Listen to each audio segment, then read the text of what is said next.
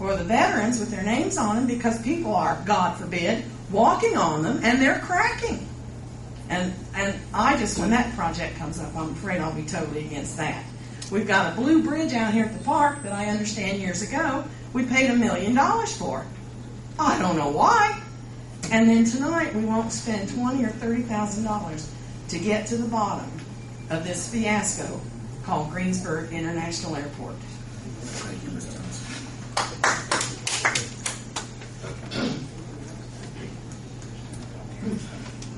Next. Ma'am.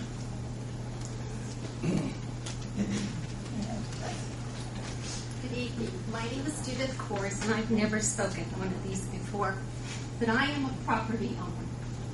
And granted, I'm not losing as much as the Goddards or any of the others, but my little 6 acres means more to me than you will ever know. I took my dad's inheritance that he worked his entire life for to buy that property. That is my piece of heaven. Now, I am not against progress like people yell at my face and tell me I am. And for me, Mr. Bailey, this is not a no-brainer. You're not losing your land. But what upsets me the most is that when this project was done, no one on the airport board bothered to have respect or kindness or consideration to call my husband and I and say, we want to do this and your land is involved. May we please have a few minutes of your time to discuss it? I had to find out from a neighbor that this was done. That is irresponsible. And I think if it was done that way, what else are they not telling us? And thank you very much for your time. Thank you.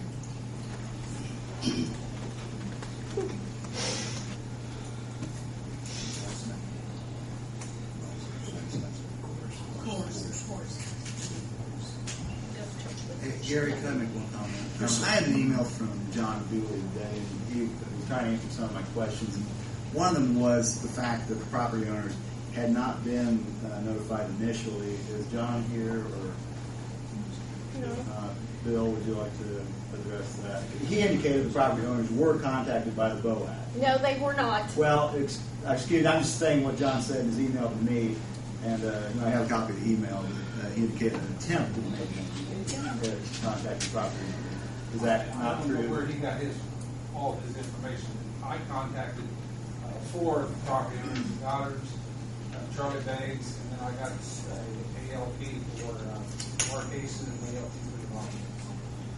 Other than that, I had not. I talked to Dr. Curry, told me they had contacted people years ago. Yeah. Those were the things with the big family. Yeah. So it is possible they weren't contacted. It's Yeah. possible.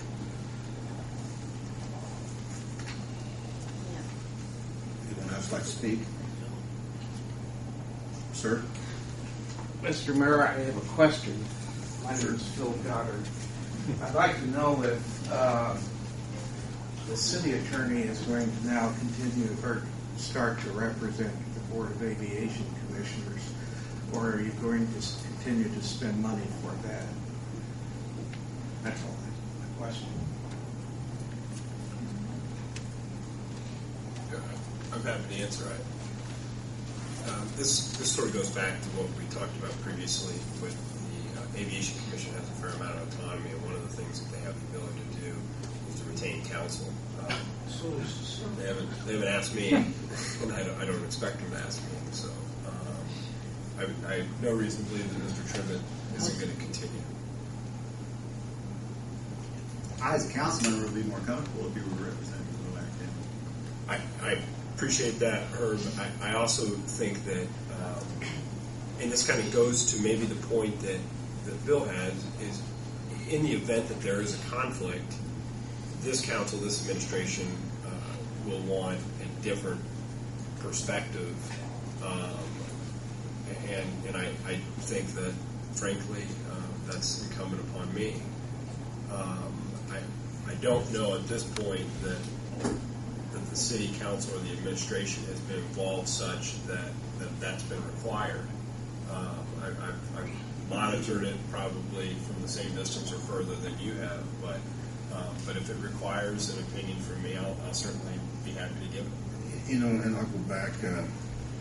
For example, Bill, there's been weeks that you spoke to the city attorney more than I have. That's what he's for, to utilize. I kind of like to know the discussions, so you know, something doesn't pop up behind me that I'm not aware of. I like to inform what's going on. I'm not going to micromanage anything, but I like to be aware of what's going on around me. The city attorney is available to you directly, or for me if I can help you. You know, we can utilize the city attorney. And I did. I called him several times and asked questions.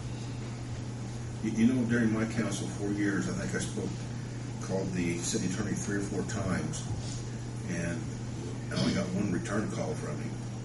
So I feel pretty fortunate with the guy that we have. I mean, have you ever called him and not got a return from him? No. Has any of the council ever called him and not been satisfied with your answer? You know, this is one of the reasons I hired an attorney from out of town, so he would be non-biased and just don't have a horse in the race. But in the interest of cost, why couldn't the city attorney represent the I'm not saying he couldn't. The city attorney also represents the Board of Works, The BOAC is the only organization that has their own attorney. That to me, and the reason, when was Mr. Tibbet hired? Was it 07? I believe it was 07 actually. I honestly don't know. It had been 07. Steve Taylor represented us in 2006. Or actually, in 2007, Steve Taylor was Is there a reason that switch was made? It was suggested to us that we get our own attorney. Mr. Taylor was very busy at the time. He had a lot on his plate, and he didn't really want to stretch. As a matter of fact, the first attorney that we had was Matt Bailey. That's right. He was the last one. He was the last one. He was the last one. When he left, the judge. Steve Taylor. And may I ask, what is his salary? Pardon? What is the BOAC attorney's salary? He gets $200 an hour. 365 days a year? No. What does that come out to a year? I don't. Probably spent around $9,000 on it this year. But a lot of that is reimbursable through the FAA.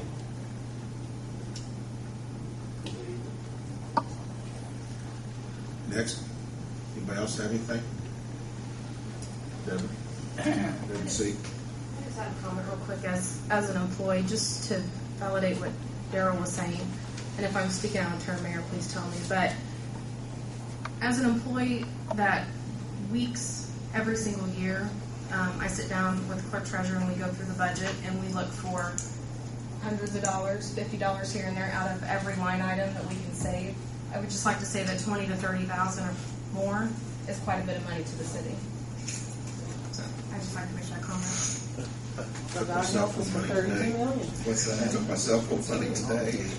But honestly, Devin, and to argue against that, when we employ professional services, such as an engineering firm, millions of dollars we spend. And I question that. Well, and I understand that, but last night we spent 3 hours looking for $200 out of this line item and $200 out of the other line item. So I just, for someone to say that $50,000 isn't much money, $200 is a lot of money. Oh, I'm not saying that So- at all. I'm just saying in proportion to what we spend on professional services. And I agree. I think we're losing the picture here. This is a $32 million project in the scheme of a lifetime Right. of Greensburg. So this isn't just a baby project. This isn't just something you say, there's 10, 20,000, no, we can't give it to you because of this project. This is big. Well, I I mean, agree. otherwise we I wouldn't be on agree. it. But how much of that is grant money again? For what? That you're talking about? 97% is grant money. I'm just trying to understand everything. So, and I don't live in this city. I'll just clarify that. But as a council person, I've seen ourselves pass money like it was paper money. We spent money on things. We give $10,000 donations like it's candy. And we do it in good faith, but we do it. And all I'm saying is, $20,000 in the scheme of things to make